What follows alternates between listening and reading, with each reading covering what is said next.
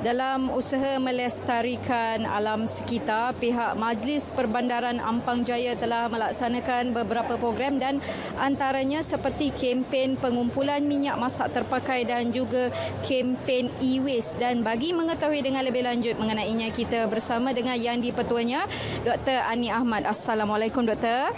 Waalaikumsalam, Farah. Okay, jadi boleh Doktor terangkan mengenai kempen yang diadakan oleh pihak MPAJ sendiri? Farah, sebab kita tahu ya, dalam kita berusaha ya untuk menjaga kelestarian alam sekitar ya, MPAJ sangat menggalakkanlah ya penglibatan daripada masyarakat ya. Jadi pada hari ini kita berkumpul di Kompleks Muhibah pada hari ini ya, sebab di sini adanya satu pusat pengumpulan e-waste dan juga pengumpulan minyak masak terpakai ya.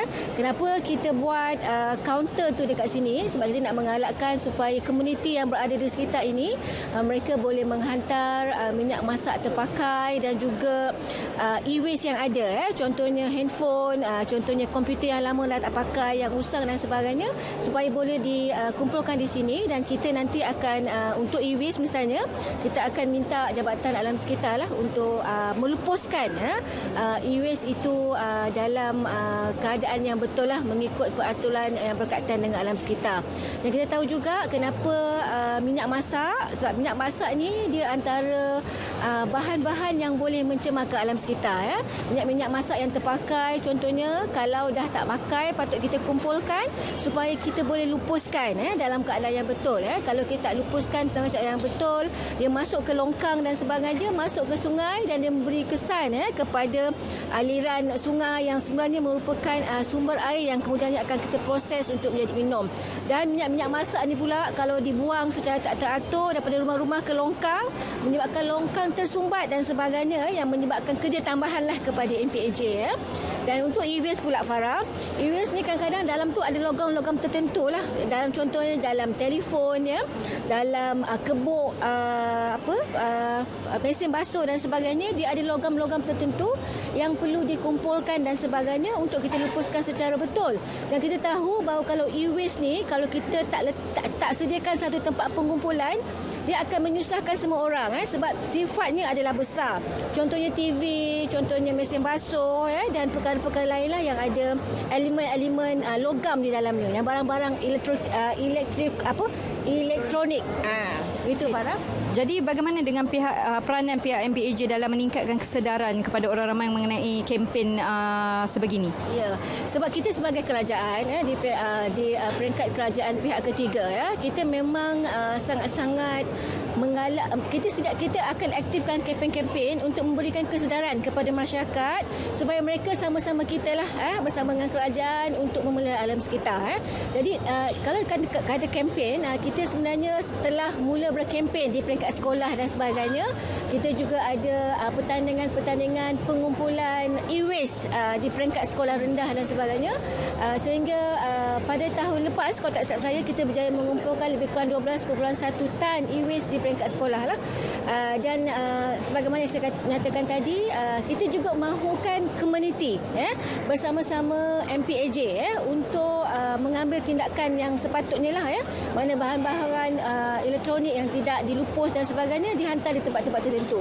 Kita juga ada sediakan contohnya di sini pusat pengumpulan e-waste di Kompleks Muhibah, dan kita juga akan adakan ada dua lagi tempat pengumpulan e-waste yang dalam perancangan kita, iaitu di Melawati dan juga lagi satu saya tak ingat di mana lah, tapi ada dua lah. So itu kita akan banyakkan lagi tempat-tempat pengumpulan lah untuk e-waste ni, dan juga untuk pusat-pusat pengumpulan minyak terpakai sebab mereka boleh hantar, mereka kumpulkan di rumah, dah tak pakai, mereka hantar di pusat-pusat drop off kita tu yang ada e-waste ni, dan pusat-pusat pengumpulan minyak terpakai ni, supaya mereka juga kita akan bagi mereka duit lah dan kita akan kumpulkan dan kita akan recycle semula minyak-minyak tersebut lah. Okay, bagaimana dengan sambutan daripada masyarakat setempat melalui kempen sebegini? Setakat ini alhamdulillah contohnya untuk saya ceritakan tentang pengumpulan e-waste di Kompleks Muhibah ni, pada tahun 2022 kita berjaya mengumpulkan sebanyak 684 kilogram lah minyak terpakai. Yang untuk e-waste pun saya nampak banyak sangatlah mereka pun dah tahu di mana tempat-tempat yang sesuai lah untuk mereka letakkan barang-barang e-waste ni, dan saya rasa from time to time memang nampak ada kesedaran yang lebih tinggi lah di kalangan masyarakat untuk bersama-sama dengan MPAJ lah ya, untuk meletakkan barang-barang e-waste yang boleh kita semula lah. Okay, yang terakhir sekali Puan ya, bagaimana dengan perancangan daripada pihak MPAJ sendiri untuk pada masa akan datang? Kita akan teruskan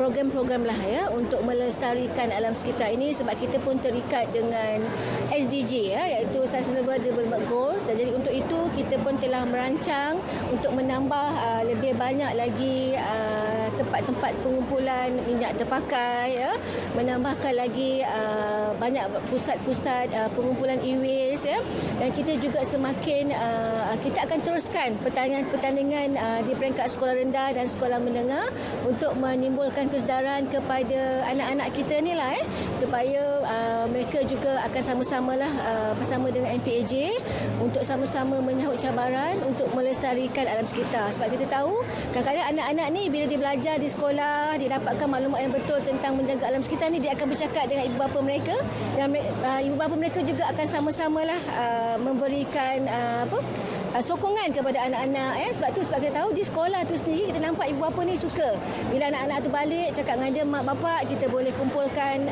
mana-mana handphone dan sebagainya yang tak elok yang patut dibuang dan dibawa kepada sekolah, dan sekolah pun menjadi satu tempat yang kita boleh collect bagi semulalah barang-barang untuk e-waste dan juga yang barang-barang yang kita boleh kita semulalah. Terima kasih Doktor di atas perkongsian itu tadi. Baiklah, saya kira itu sahaja cerita pagi Selangor di Majlis Perbandaran Ampang Jaya ini. Kita kembali ke Selamat Pagi Malaysia. Silakan.